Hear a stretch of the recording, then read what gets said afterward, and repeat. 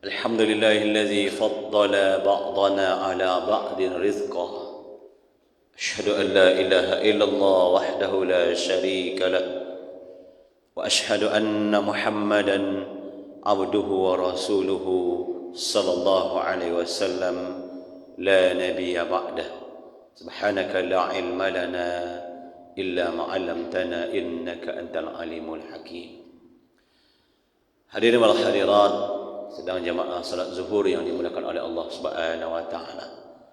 Pada kesempatan yang sangat singkat ini, izinkan kami berbagi, memberikan an-nasihah, memberikan tau'iyah ad-diniyah al-islamiyah di hadapan kita bersama sambil menunggu iqamah salat fardu zuhur dikumandangkan. Hadirin wal hadirat yang dimuliakan oleh Allah Subhanahu wa taala.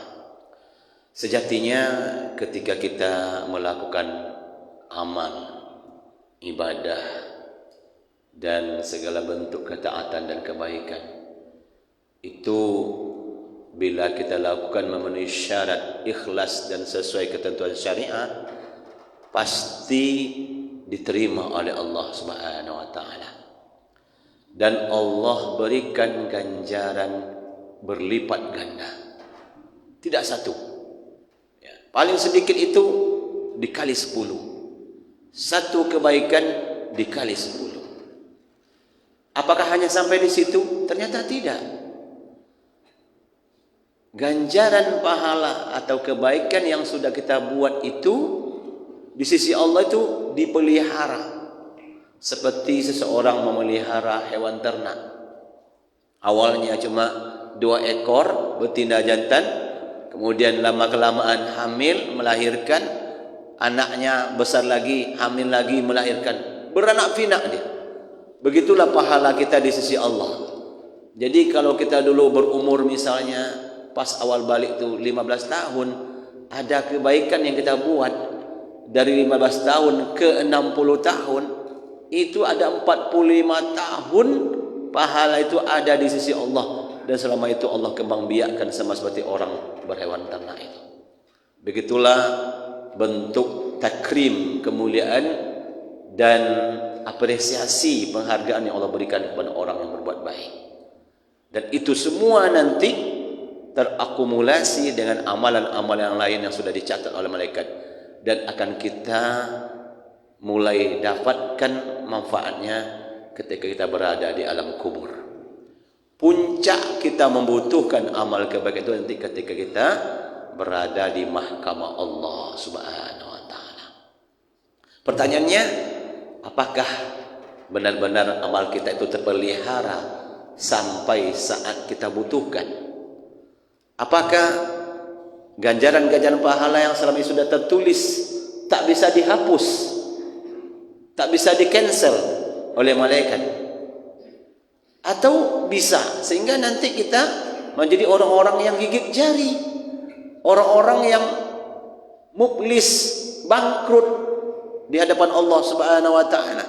Di saat kita membutuhkan amal ibadah menghadap Allah ketika menghadapi kematian, ternyata catatan-catatannya jadi zong semua. Ternyata keduanya benar. Ada amalan-amalan yang bisa dijaga oleh pemiliknya sehingga ketika dibutuhkan di alam barzah, kemudian di alam akhirat, dia benar-benar mendapatkan sesuatu yang sangat membuat dia gembira. Ternyata Allah lipat gandakan, Allah peranak binakkan dengan perkembangbiakan amal-amal tersebut. Tetapi ada juga sebagian kita, dan na'udzubillahi min zalik, nanti dia akan tercengang-cengang, gigit jari. Dia merasa sudah banyak amal ibadahnya di dunia ini. Dan memang itu kenyataan dalam catatan malaikat. Haji tidak hanya sekali, mungkin lebih dari 2 kali. Umroh bisa jadi sekali 2 tahun. Sedekah setiap hari, tahajud tiap malam. Tetapi karena dia melakukan hal-hal perkara tertentu yang oleh syariat menjadi pembatal amal kebaikan, tapi di situ pula dia terjerumus. Apa salah satunya perkara yang membatalkan kebaikan kita? adalah penyakit hasad. Hasada yahsudu hasud, ya, iri hati, merasa tidak nyaman ketika orang lain mendapat nikmat. Bukan benci, tidak nyaman aja, tidak redho saja. Padahal orang itu tidak mengganggu dirinya, orang itu tak ngapain apapun, tapi dia tidak nyaman saja, tidak bisa ketawa seperti orang lain gembira melihat si fulan dapat nikmat, naik jabatan, segala macam bentuk nikmat yang Allah berikan. Ini namanya hasad. Kemudian kalau sudah ada rencana kita untuk menggagalkan nikmat yang akan Allah berikan kepada si fulan itu namanya sudah al-hikdu, dengki ini. Dan dengki ini penyakit yang lebih besar mudaratnya daripada al-hasad. Ada sebuah hadis dari Rasulullah sallallahu alaihi wasallam yang mengingatkan kita tentang hal ini. Hadis riwayat oleh Abu Hurairah. Kata Rasulullah, "Iyyakum wal hasada." Hati-hati kalian, jangan sampai kalian dihinggapi penyakit hasad. Fa innal hasada yakulul hasanat. Karena sesungguhnya penyakit hasad itu akan memakan kebaikan-kebaikan kalian. Digerogotinya Pak, tanpa kita terasa. Amal yang sudah kita bangun, yang sudah kita jaga, terjerumus kita penyakit hasad. Di saat itu juga amal ibadah yang sudah kita bangun habis dilahapnya. Kama ta'kulun naru al-hatab. Seperti api memakan kayu bakar yang kering. Teringat pula saya teori dalam fire, ilmu fire itu. Dalam ilmu fire itu api itu Pak, dari kecil sampai tidak terkendali itu hanya butuh waktu 10 menit saja. Kalau 10 menit mobil damkarnya tidak datang, selesai itu rumah, tak bisa lagi dikendalikan. Itu udah ilmu fire. Makanya kalau di Chevron atau di VHR sekarang itu SOP safety mereka. Itu mobil fire itu hidup 24 jam. Ketika ada telepon atau ketika ada sirine, mereka sudah sistem internetnya, sistem jaringan. Kalau ada trouble masalah api, itu kantor itu bisa tahu langsung tanpa kita beritahu. Di mana titik kejadian mereka tahu. Sudah ada peta mereka di komputer mereka. Dan begitu di Chevron itu. Jadi begitulah hebatnya SOP mereka. Karena kalau mobil belum dihidupkan, nanti ketika ada sinyal, cari kunci mobil lagi, pasang baju lagi, habis 10 menit. Mereka sudah, semua petugas sudah siap baju lengkap, walaupun tidak ada kebakaran. Begitu SOP. Karena 10 menit tidak nyampai, api tak bisa dikendalikan. Ini Rasulullah jadikan tamsil ini untuk orang-orang yang melakukan penyakit hasad, berhasadnya dengan saudaranya. Seperti itulah cepatnya membakar kebaikan-kebaikan mereka. Seperti api cepatnya melahap kayu api yang kering, kayu bakar yang kering. Nah ini mengerikan ya, mengerikan ini Pak. Orang hasad nih mukanya bersih Pak, soleh, karena adanya di hati. Nggak sejahat seperti penyamun, pencuri. Dia bisa juga tersenyum dengan kita, karena hasad adalah masalah hati. Hati tidak redho orang lain bahagia. Hati tidak senang orang lain tersenyum. Hati cemburu dengan orang naik jabatan. Nah, kenapa ini? Kenapa begitu besar punishment Allah terhadap orang yang hasad ini? Padahal seperti selalu tak terlalu bahaya orang hasad ini. Apalah bahayanya? Kan dia sendiri yang sakit. Kita yang dihasati apa pengaruhnya ada?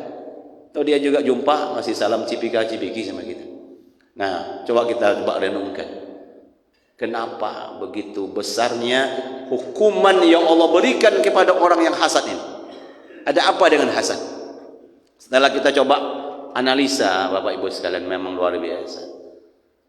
Orang hasad itu kan yang dicemburuinya, yang tidak reda itu adalah kebahagiaan yang didapati oleh orang lain, nikmat yang dirasakan oleh orang lain, kebaikan yang dimiliki oleh orang lain, kemuliaan yang dimiliki oleh orang lain. Pertanyaannya, siapa yang memberikan nikmat itu padanya? Allah. Pasti semua jawab Allah. Siapa yang memberikan dia jabatan itu? Atas izin Allah. Siapa yang buat dia tersenyum? Allah. Siapa yang buat hatinya bahagia? Allah. Siapa yang membuat kita sakit? Ya Allah. Saya sakit, dia sehat. Kenapa saya harus iri dengan sehatnya dia? Dia kaya, saya miskin. Kenapa saya harus iri dengan kekayaannya? Toh miskin dan kaya itu mutlak kehendak dan takdir Allah Subhanahu wa ta'ala. Maka tanpa disadari oleh orang yang dihinggapi penyakit hasad itu, sebenarnya dia sedang tidak redo dengan ketetapan Allah. Dia tidak rela ketetapan Allah terjadi seperti itu. Kenapa begitu ketetapan Allah? Itu masalahnya. Nah, ketika seseorang menjadi berbanding persus dengan kehendak Allah, Allah pasti marah. Allah paling tidak mau disaing-saingi.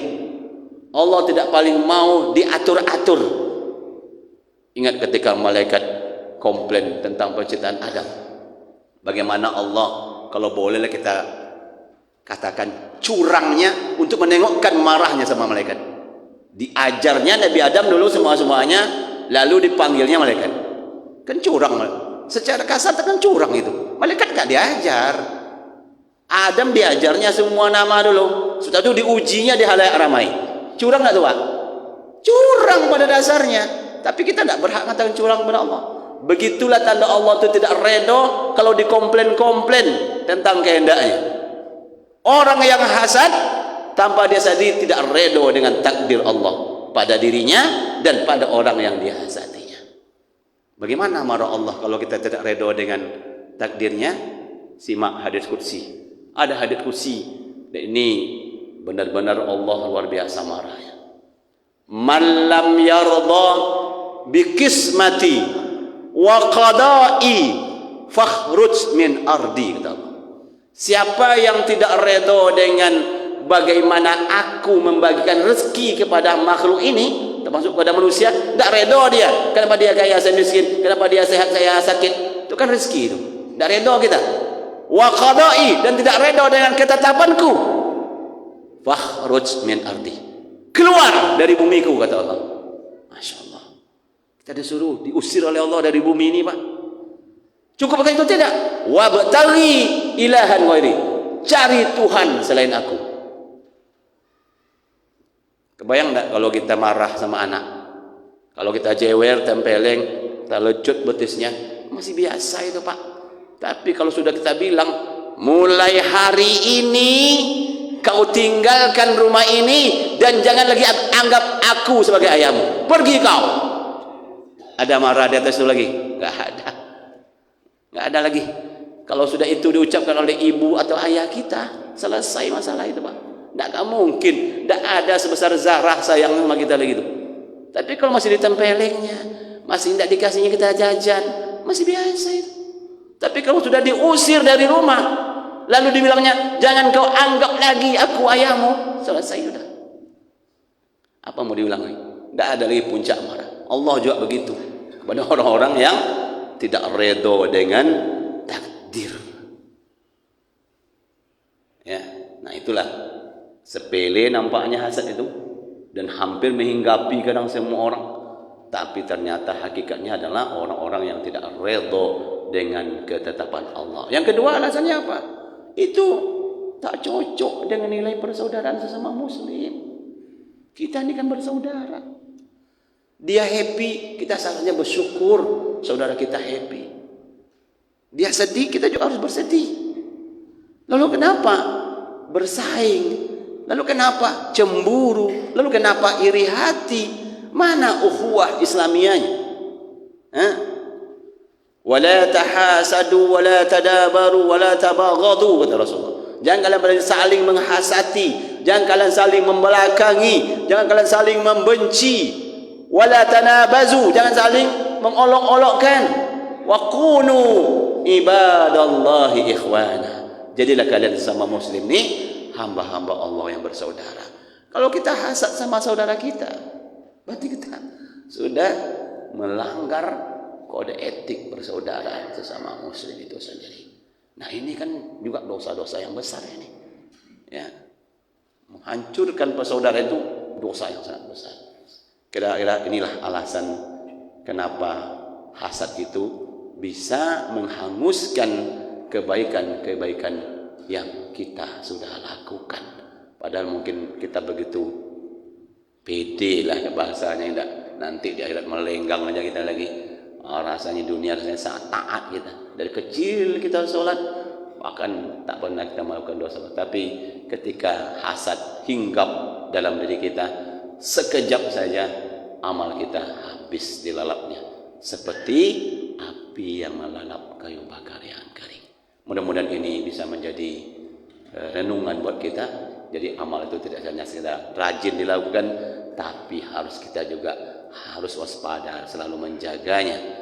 Jangan sampai amal yang sudah dibangun, kebaikan yang sudah ditumpuk, deposito akhirat yang sudah dikumpulkan, tapi ternyata zong di mata Allah Subhanahu wa taala. Fa'tabiru ya ulul absar la'allakum turhamun. Wassalamualaikum warahmatullahi